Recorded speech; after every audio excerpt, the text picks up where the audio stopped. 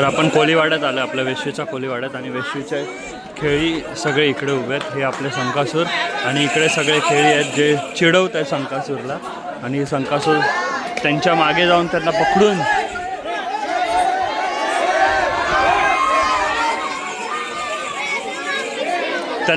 पकडून फटकावणार आहे.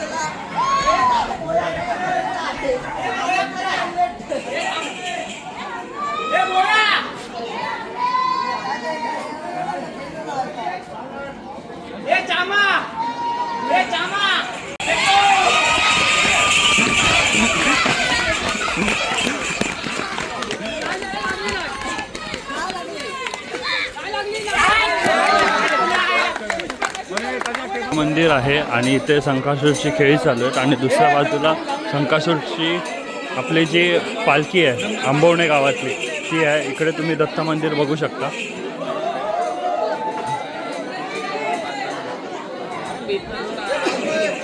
हे तुमचं आपलं दत्त मंदिर आहे आणि इकडे खेळी खेळतात.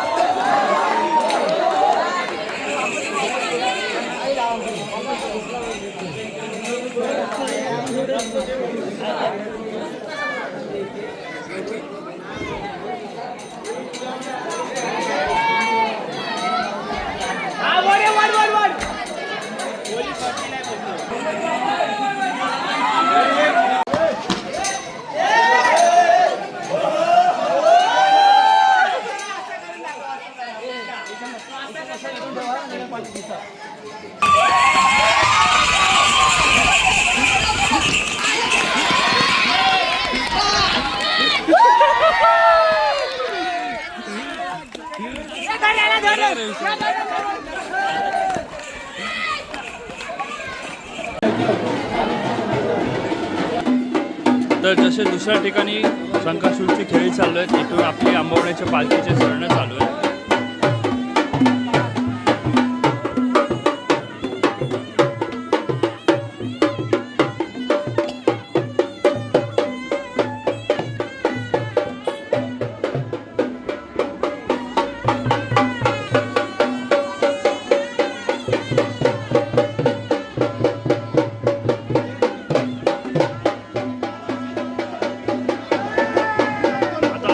घुमवली जाईल आणि शरणं शोधली जातील.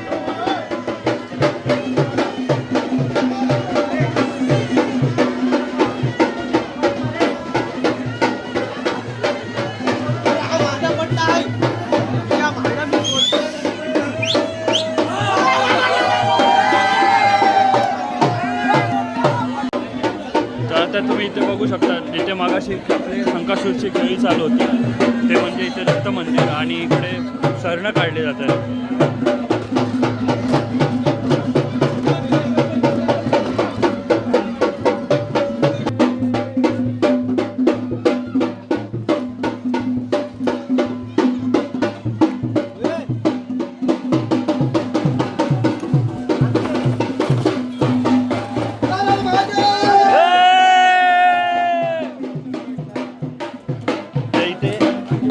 एक शरण मिळाला.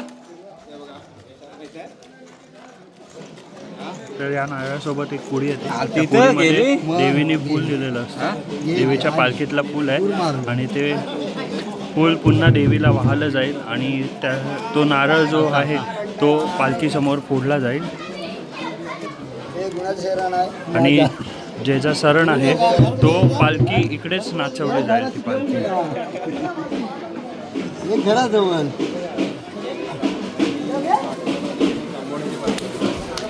आणि आपल्या इथे आंबवण्याची पालखी.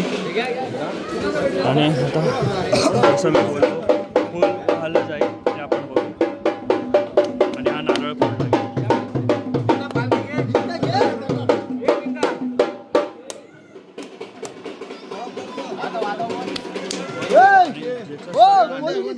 दुसरा शरण आहे. हे पूल आहे. यांची जी शरण होतं ते आता पालखी नाचवते तेच.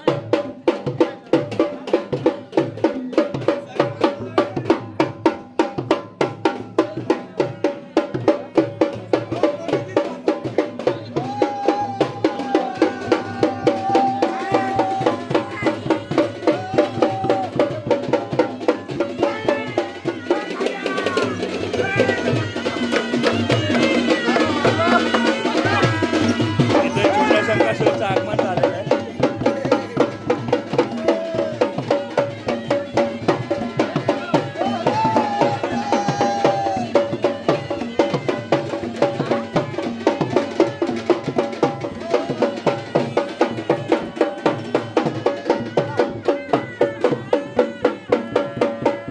आता पुन्हा पालखी आता घुमवली जाईल आणि पुन्हा दुसरे शरण काढायला. आताची 2 शरण काढलेत आणि 10 शरण अजून राहिले. तर आता पुन्हा आपण दत्त मंदिरच्या इकडे आलो आहे आणि इकडे संकासूर बदलला गेला आहे. दुसरा आहे आता आणि दुसऱ्यांनी टोप घातलं आहे संकासूरचं आणि आता पुन्हा पकडायला जातील. इकडे खेळी आहेत आणि इकडे संकासूर आहे.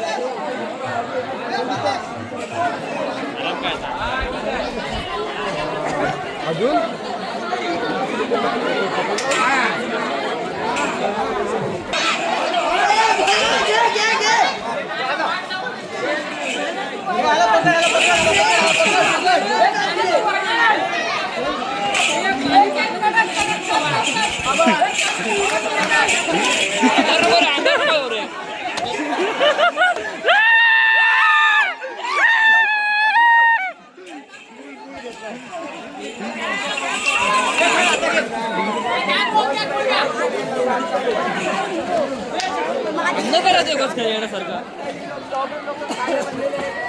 संध्याकाळचे अजून 7:15 झाले आणि अजून आपले खेळ चालूच आहेत.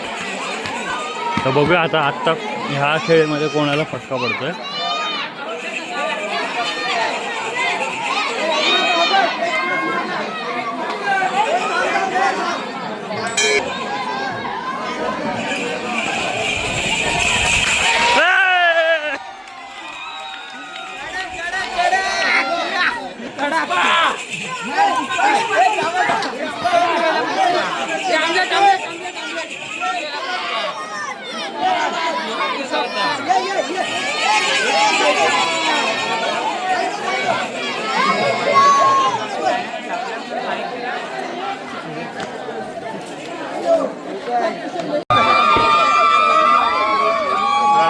हा आता इथे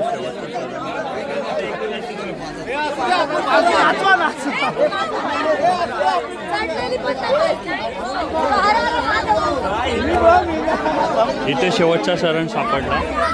कोळीवाड्यातला हा शेवटचा शरण होता आणि आता उद्या पालखी रवाना होईल पुन्हा अंबवणेला. आता इथे पालखी नाचवली जाईल आणि ह्याच्या पुढचा ब्लॉग असेल आपला होमाचा ब्लॉग असेल.